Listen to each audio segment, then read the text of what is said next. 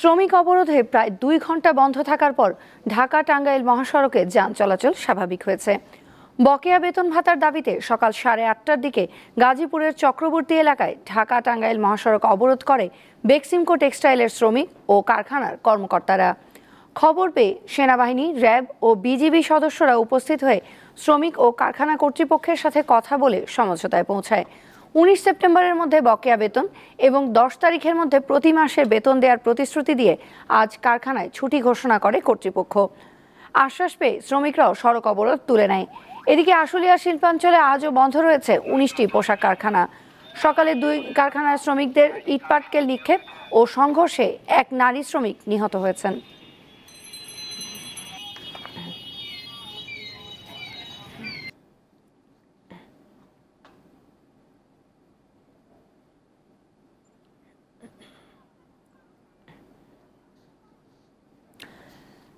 গাজীপুরের চক্রবর্তী এলাকায় আছেন সহকর্মী জাহাঙ্গীর আলম। তার সাথে টেলিফোন এখন আমরা যোগাযোগ করার চেষ্টা করব। জাহাঙ্গীর, গাজীপুরের পোশাক কারখানার পরিস্থিতি কি? বেক্সিমকোর শ্রমিকরা কখন সড়ক অবরোধ তুলে নেয়?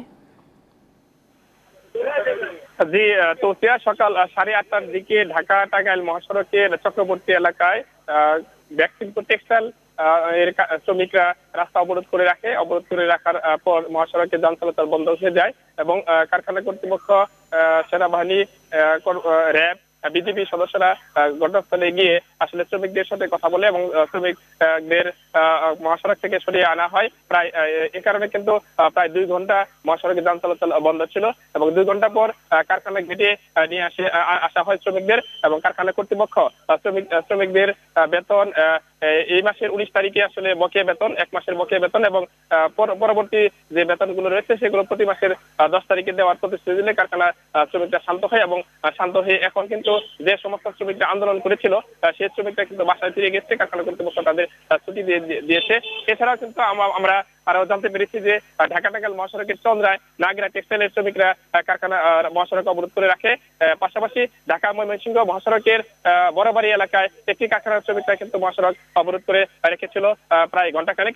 এখন কিন্তু ওই কারখানার শ্রমিকরা কিন্তু তাদের নিজ নিজ কারখানার সামনে অবস্থান করছে এবং কারখানা গুলো রাস্তাগুলো আসলে সচল করে রাখা হচ্ছে। আমরা দেখেছি বিভিন্ন কারখানা ঘেটে কিন্তু সেনাবাহিনী, র্যাব এবং বিজিবির সদস্যরা টহল দিচ্ছেন যাতে কোনো নিরাপত্তার বিঘ্নিত না ঘটে। তৌসিয়া।